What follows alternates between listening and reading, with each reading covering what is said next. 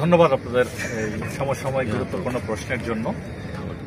প্রথমত আমি বলতে চাই যে যেমন গতকালের মিটিংয়ে আমরা বলেছি যে সীমান্ত অরক্ষিত বা সীমান্তের নিরাপত্তা নিশ্চিত করার পরেই আমরা বাকি জনবলগুলো যেন প্রয়োজনে আমরা ইলেকশন চলাকালীন সুষ্ঠু সুন্দর ফেয়ার ইলেকশনের জন্য যেটা করা দরকার সেই সাপোর্টটুকু আমরা সরকারকে দিতে পারি।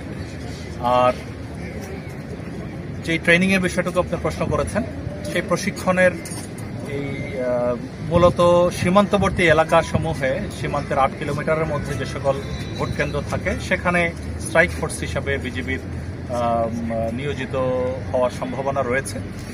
তবে ভবিষ্যতে এটা নির্বাচন কমিশন বা সরকার যেভাবে দায়িত্ব দিবে সেভাবে আমরা দায়িত্ব পালন করব।